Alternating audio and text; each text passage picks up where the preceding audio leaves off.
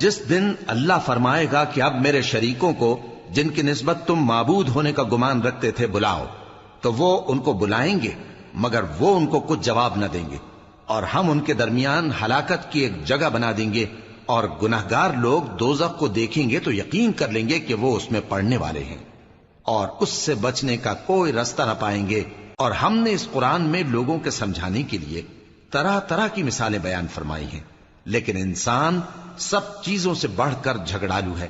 اور لوگوں کے پاس جب ہدایت آ گئی تو ان کو کس چیز نے منع کیا کہ ایمان لائیں اور اپنے پروردگار سے بخشش مانگیں، بجز اس کے کہ اس بات کے منتظر ہوں کہ انہیں بھی پہلوں کا سا معاملہ پیش آئے یا ان پر عذاب سامنے سے آ جائے۔ اور ہم جو پیغمبروں کو بھیجا کرتے ہیں تو صرف اس لیے کہ لوگوں کو اللہ کی نعمتوں کی خوشخبریاں سنائیں اور عذاب سے ڈرائیں، اور جو کافر ہیں وہ باطل کی مدد سے جھگڑا کرتے ہیں تاکہ اس سے حق کو پھسلا دیں، اور انہوں نے ہماری آیتوں کو اور جس چیز سے ان کو ڈرایا جاتا ہے اسے ہنسی بنا لیا ہے۔ اور اس سے بڑھ کر ظالم کون، جس کو اس کے پروردگار کی آیات کے ذریعے سمجھایا گیا تو اس نے ان سے منہ پھیر لیا، اور جو اعمال وہ آگے کر چکا اس کو بھول گیا۔ ہم نے ان کے دلوں پر پردے ڈال دیے کہ اسے سمجھ نہ سکیں، اور کانوں میں ثقل پیدا کر دیا ہے کہ سن نہ سکیں، اور اگر تم ان کو رستے کی طرف بلاؤ تو کبھی رستے پر نہ آئیں گے، اور تمہارا پروردگار بخشنے والا صاحب رحمت ہے۔ اگر وہ ان کے کرتوتوں پر ان کو پکڑنے لگے تو ان پر جھٹ عذاب بھیج دے، مگر ان کے لیے ایک وقت مقرر کر رکھا ہے کہ اس کے عذاب سے کوئی پناہ کی جگہ نہ پائیں گے۔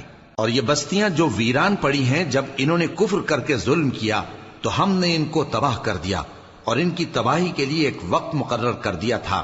اور جب موسیٰ نے اپنے شاگرد سے کہا کہ جب تک میں دو دریاؤں کے ملنے کی جگہ نہ پہنچ جاؤں ٹلنے کا نہیں، خاص صدیوں چلتا رہوں، پھر جب وہ دونوں ان دریاؤں کے سنگم پر پہنچے تو اپنی مچھلی بھول گئے، پھر اس مچھلی نے دریا میں سرنگ کی طرح اپنا رستہ بنا لیا۔ جب آگے چلے تو موسیٰ نے اپنے شاگرد سے کہا کہ ہمارا کھانا لاؤ، اس سفر سے ہم کو بہت تکان ہو گئی ہے۔ اس نے کہا کہ بھلا آپ نے دیکھا کہ جب ہم نے اس چٹان کے پاس آرام کیا تھا تو میں مچھلی وہیں بھول گیا، اور مجھے آپ سے اس کا ذکر کرنا شیطان نے بھلا دیا، اور اس مچھلی نے عجیب طرح سے دریا میں اپنا رستہ بنایا۔ موسیٰ نے کہا یہی تو وہ مقام ہے جسے ہم تلاش کرتے تھے، تو وہ اپنے پاؤں کے نشان دیکھتے دیکھتے لوٹ گئے۔ وہاں انہوں نے ہمارے بندوں میں سے ایک بندہ دیکھا جس کو ہم نے اپنے ہاں سے رحمت خاص سے نوازا تھا اور اپنے پاس سے ایک خاص علم بخشا تھا۔ موسیٰ نے ان سے جن کا نام خضر تھا کہا کہ جو علم اللہ کی طرف سے آپ کو سکھایا گیا ہے، اگر آپ اس میں سے مجھے کچھ بھلائی کی باتیں سکھائیں تو میں آپ کے ساتھ رہوں۔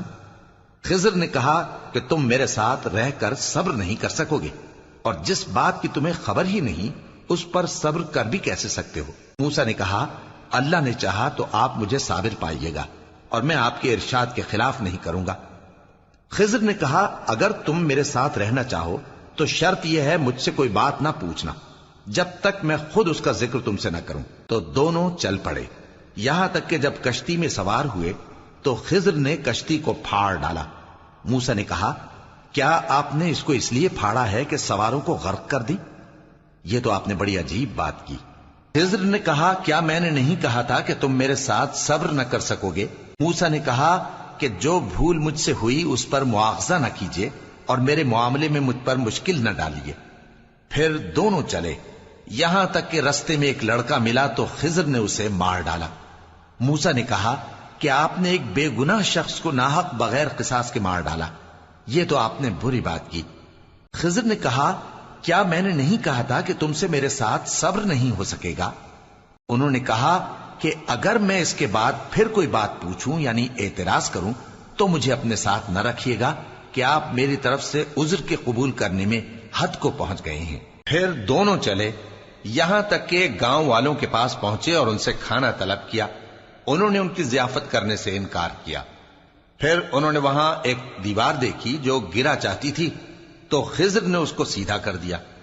موسیٰ نے کہا کہ اگر آپ چاہتے تو ان سے اس کا معاوضہ لے لیتے تاکہ کھانے کا کام چلتا۔ خضر نے کہا کہ اب مجھ میں اور تم میں علیحدگی، مگر جن باتوں پر تم صبر نہ کر سکے میں ان کا تمہیں بھید بتائے دیتا ہوں کہ وہ جو کشتی تھی غریب لوگوں کی تھی جو دریا میں محنت کر کے یعنی کشتیاں چلا کر گزارا کرتے تھے، اور ان کے سامنے کی طرف ایک بادشاہ تھا جو ہر اچھی کشتی کو زبردستی چھین لیتا تھا۔ تو میں نے چاہا کہ اسے عیبدار کر دوں تاکہ وہ اسے غصب نہ کر سکے، اور وہ جو لڑکا تھا اس کے ماں باپ دونوں مومن تھے۔ ہمیں اندیشہ ہوا کہ وہ بڑا ہو کر بد کردار ہوگا تو کہیں ان کو سرکشی اور کفر میں نہ پھنسا دے، تو ہم نے چاہا کہ ان کا پروردگار اس کی جگہ ان کو اور بچہ عطا فرمائے جو اخلاقی پاکیزگی میں بہتر اور محبت میں زیادہ قریب ہو۔ اور وہ جو دیوار تھی سو 2 یتیم لڑکوں کی تھی جو شہر میں رہتے تھے، اور اس کے نیچے ان کا خزانہ دفن تھا، اور ان کا باپ ایک نیک آدمی تھا۔ تو تمہارے پروردگار نے چاہا کہ وہ اپنی جوانی کو پہنچ جائیں اور پھر اپنا خزانہ نکالیں۔ یہ تمہارے پروردگار کی مہربانی ہے، اور یہ کام میں نے اپنی طرف سے نہیں کیے، یہ ان باتوں کی حقیقت ہے جن پر تم صبر نہ کر سکے۔ اور تم سے ذوالقرنین کے بارے میں دریافت کرتے ہیں، کہہ دو کہ میں اس کا کسی قدر حال تمہیں پڑھ کر سناتا ہوں۔ ہم نے اس کو زمین میں بڑا اقتدار دیا تھا اور ہر طرح کا سامان اس کو عطا کیا تھا۔ تو اس نے ایک سفر کا سامان کیا، یہاں تک کہ جب سورج کے غروب ہونے کی جگہ پہنچا تو اسے ایسا پایا کہ ایک کیچڑ والے چشمے میں ڈوب رہا ہے، اور اس چشمے کے پاس ایک قوم دیکھی۔ ہم نے کہا ذوالقرنین، تم ان کو خواہ تکلیف دو خواہ ان کے بارے میں بھلائی اختیار کرو، دونوں باتوں کی تم کو قدرت ہے۔ ذوالقرنین نے کہا کہ جو کفر و بد کرداری سے ظلم کرے گا اسے ہم سزا دیں گے، پھر وہ اپنے پروردگار کی طرف لوٹایا جائے گا تو وہ بھی اسے بڑا عذاب دے گا، اور جو ایمان لائے گا اور عمل نیک کرے گا اس کے لیے بہت اچھا بدلہ ہے، اور ہم اپنے معاملے میں اس سے نرم بات کہیں گے۔ پھر اس نے ایک اور سامان سفر کیا، یہاں تک کہ سورج کے طلوع ہونے کے مقام پر پہنچا تو دیکھا کہ وہ ایسے لوگوں پر طلوع ہوتا ہے جن کے لیے ہم نے دھوپ سے بچاؤ کی کوئی اوٹ نہیں بنائی تھی۔ حقیقت یوں ہی تھی، اور جو کچھ اس کے پاس تھا ہم کو سب کی خبر تھی۔ پھر اس نے ایک اور سفر کا سامان کیا، یہاں تک کہ 2 اونچے سیدھے پہاڑوں کے درمیان پہنچا تو دیکھا کہ ان کے اس طرف کچھ لوگ ہیں کہ بات کو سمجھ نہیں سکتے۔ ان لوگوں نے کہا کہ اے ذوالقرنین، یاجوج اور ماجوج اس علاقے میں فساد کرتے رہتے ہیں، بھلا ہم آپ کے لیے خرچ کا انتظام کر دیں کہ آپ ہمارے اور ان کے درمیان ایک دیوار کھینچ دیں۔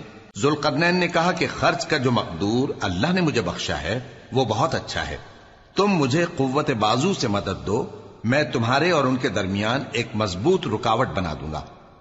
تم لوہے کے بڑے بڑے تختے میرے پاس لاؤ۔ چنانچہ کام جاری کر دیا گیا، یہاں تک کہ جب اس نے دونوں پہاڑوں کے درمیان کا حصہ برابر کر دیا اور کہا کہ اب اسے دھوکو، یہاں تک کہ جب اس کو دھونک دھونک کر آگ کر دیا تو کہا کہ اب میرے پاس تانبا لاؤ کہ اس پر پگھلا کر ڈال دوں۔ پھر ان میں یہ قدرت نہ رہی کہ اس پر چڑھ سکیں، اور نہ یہ طاقت رہی کہ اس میں نقب لگا سکیں۔ بولا کہ یہ میرے پروردگار کی مہربانی ہے، پھر جب میرے پروردگار کا وعدہ آ پہنچے گا تو اس کو ڈھا کر ہموار کر دے گا، اور میرے پروردگار کا وعدہ سچا ہے۔ اس روز ہم ان کو چھوڑ دیں گے کہ روئے زمین پر پھیل کر ایک دوسرے میں گھس جائیں گے، اور سور پھونکا جائے گا تو ہم سب کو جمع کر لیں گے، اور اس روز ہم جہنم کو کافروں کے سامنے لائیں گے جن کی آنکھیں میری یاد سے پردے میں تھیں اور وہ سننے کی طاقت نہیں رکھتے تھے۔ اب کیا کافر یہ خیال کرتے ہیں کہ وہ میرے بندوں کو میرے سوا اپنا کارساز بنائیں گے تو میں خفا نہیں ہوں گا؟ ہم نے ایسے کافروں کے لیے جہنم کی مہمانی تیار کر رکھی ہے۔ کہہ دو کہ ہم تمہیں ایسے لوگ بتائیں جو اعمال کے لحاظ سے بڑے نقصان میں ہیں۔ یہ وہ لوگ ہیں جن کی دوڑ دھوپ دنیا کی زندگی میں برباد ہو گئی، اور وہ یہ سمجھے ہوئے ہیں کہ وہ اچھے کام کر رہے ہیں۔ یہ وہ لوگ ہیں جنہوں نے اپنے پروردگار کی آیتوں کو نہ مانا اور اس کے سامنے جانے سے انکار کیا، تو ان کے اعمال ضائع ہو گئے، سو ہم قیامت کے دن ان کے لیے کچھ بھی وزن قائم نہیں کریں گے۔ یہ ان کی سزا ہے، یعنی جہنم، اس لیے کہ انہوں نے کفر کیا اور ہماری آیتوں اور ہمارے پیغمبروں کی ہنسی اڑائی۔ جو لوگ ایمان لائے اور عمل نیک کیے ان کے لیے بہشت کے باغ بطور مہمانی ہوں گے، ہمیشہ ان میں رہیں گے اور وہاں سے مکان بدلنا نہ چاہیں گے۔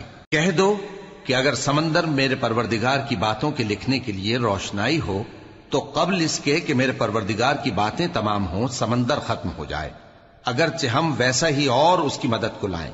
کہہ دو کہ میں تمہاری طرح کا ایک بشر ہوں، البتہ میری طرف وہی آتی ہے کہ تمہارا معبود وہی ایک معبود ہے، تو جو شخص اپنے پروردگار سے ملنے کی امید رکھے چاہیے کہ عمل نیک کرے اور اپنے پروردگار کی عبادت میں کسی کو شریک نہ بنائے۔